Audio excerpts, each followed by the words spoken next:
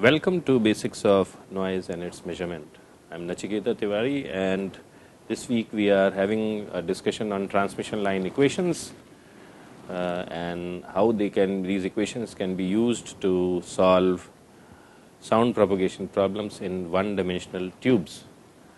And today what we are going to do is apply these equations to solve for the nature of sound propagation in an open tube. So yesterday we had discussed a closed tube. Today we will have another example, and we will discuss how sound propagates in an open tube. So planar waves in 1D open tubes. So that's what we are going to discuss. So open tubes. So let's formulate the problem. Suppose I have a tube.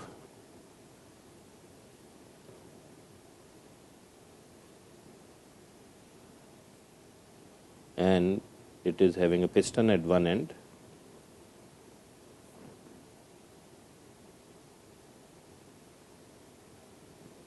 So this piston is getting excited by this crank mechanism, and let's say this is my x equals 0. So it has one open end at x is equal to 0. And the positive x is in this direction, and the length of the tube is L. So here at the other end where the piston is present, x is equal to minus L. And in the case of closed tube, we had said that we know the pressure at x equals minus L. Today we will make a little different assumption, that we will say that because I know how much piston is moving, so we know the value of us or the source velocity, because this is where the source of sound is. So we know the velocity at the source. So velocity at minus L at any time is given as some constant us. This is a real number, cosine of omega t plus phi. Okay. So this is the velocity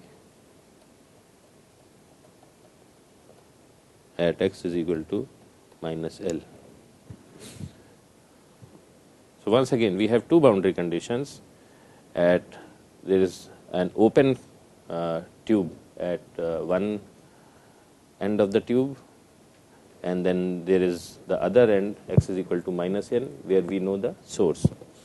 Now at the open end, we know, because the end of the tube is open here, we have to now convert this physical situation into some mathematical relationship. So we know that the ambient pressure here is P naught. Okay? The ambient pressure here is P naught, because you have the overall atmosphere is there. It's a big, so it's P naught is there, and inside the tube at all points we have P naught plus P as a function of x and t. So the pressure inside the tube is P naught plus small perturbation in pressure, that is lowercase p, which varies with x and t, and outside the tube the pressure is P naught. And what that means is that as I approach this boundary, then the magnitude of P has to become less and less, and at the boundary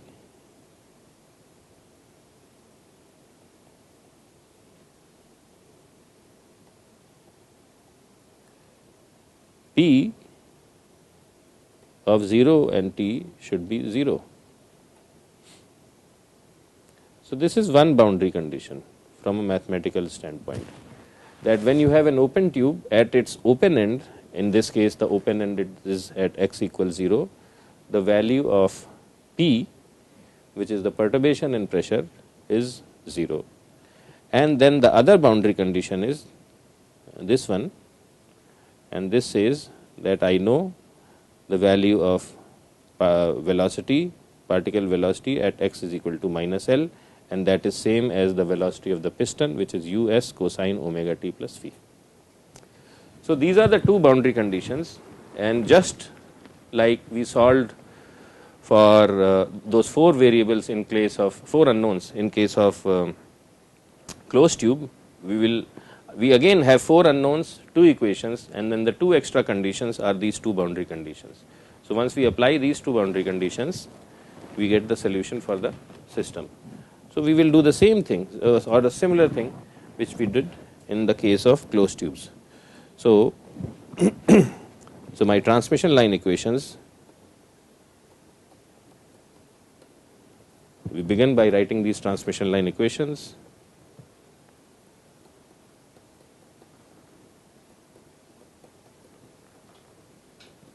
And that equals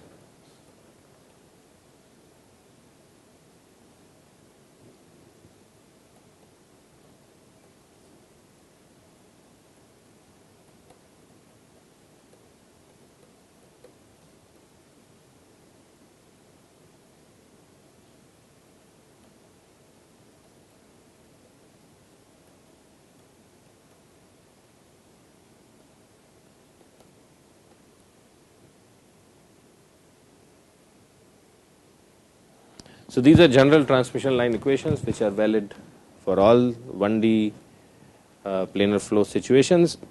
And now we are going to apply these boundary conditions, and we will get transmission line equations which are specific for closed tubes.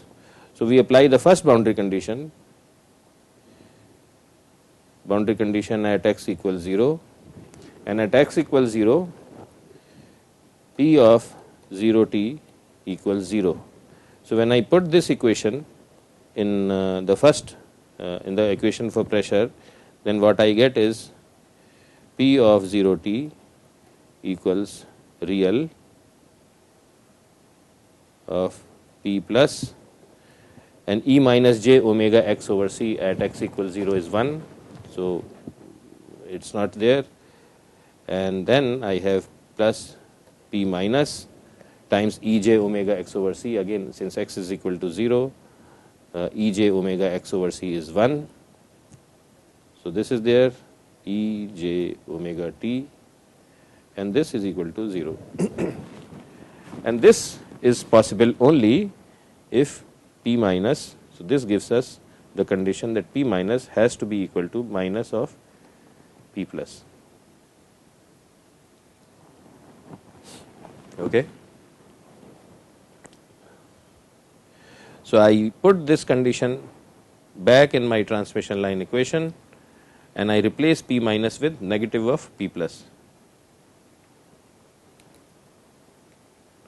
So I am left with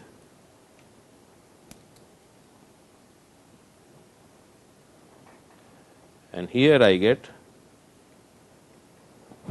a positive of P plus. Okay. So now I have used one of my boundary conditions, and what I will do is I will again rewrite these equations, and this is equal to real of P plus E minus j omega x over c plus, minus E j omega x over c E j omega t. So this is the equation for pressure using this modified transmission line equation, and the equation for velocity is real of P plus over z naught E minus j omega x over c plus E j omega x over c E j omega t. Okay. So these are the transmission line equations for open tube.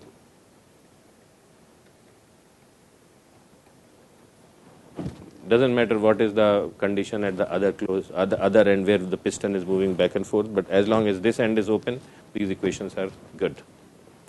And now again we use the second boundary condition, but before we do that we will simplify these equations further. So we know that E j omega x over c negative minus E j omega x over c, and this equals minus 2j sin omega x over c. Similarly, we also know that E minus j omega x over c plus E j omega x over c, actually I am going to make this a little clearer, this equals 2 cosine omega x over c. So I put these expressions back in these two relations. So my expression for P x t becomes real of P plus 2j sin omega x over c E j omega t. Okay, and my expression for u simplifies to real of P plus twice of P plus cosine omega x over c times E j omega t, and then of course I have to multiply by this by 1 over z naught. So these are my modified transmission line equations for an open tube, and to calculate the value of P plus I use the other boundary condition which exists at x is equal to minus L and get the value of P plus, and that's what I am going to do. So we know, so now we use BC at x is equal to minus L, and which is that u minus L t equals some real number us cosine of omega t plus phi, and this I can write it in complex format as nothing but real of us E j omega t plus phi, right, and this can be further modified as us E j omega t times E j phi. Okay. So let's call this equation A1, let's call this equation A2, and let's call this equation A3. So what we do is we put A3 in A1, A2, and we solve for P plus, and that's what we are going to do now. So on the, so this thing, it goes on the left hand side. So what I get is real of us E j omega t E j phi equals real of 2p plus cosine, and here the value of x is minus L, and cosine of omega, cosine of minus omega L over c is same as cosine of omega L over c. So this becomes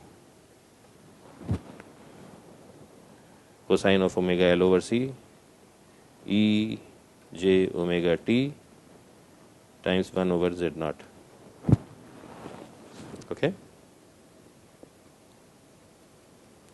So if these two sides have to be equal, then the terms in the parenthesis have to be same. So I can drop this expression real, and then Ej omega t and Ej omega t cancel out, and what I am left with is that P plus equals US times Z naught divided by 2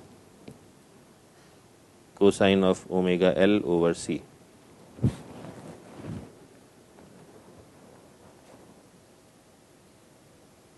Yeah. So this is my A4. Okay. And now what I do is I plug equation A4 in A1 and A2 to get expressions for pressure and velocity. So what we do is now is plug A4 in A1 and A2 to get expressions for U of x and t and P of x and t. And if we do all that, and if we do the math carefully, then what I am going to do is I am going to write down the final relations. Then the final relations look like this. So pressure is nothing but US Z naught over cosine omega L over C times sine omega x over C times sine omega t plus phi, and U of x and t is equal to US Z naught over cosine omega L over C times cosine omega x over C cosine omega t plus phi. So once again, so these two equations represent propagation of sound in an open tube, and these are the functions for pressure and velocity. And as we saw in the case of closed tube, here also we have standing waves, but the difference is that in the case of closed tube, the standing wave for velocity had a value of 0 at the closed end, and in this, and the pressure was maximum. In this case, the pressure at open end is 0, so it is minimum, its amplitude is minimum, but the velocity is maximum at x equals 0. So this is the fundamental difference between these two standing waves. So this closes the treatment of an open tube, and thanks for listening to this lecture, and I look forward to seeing you tomorrow. Thank you very much.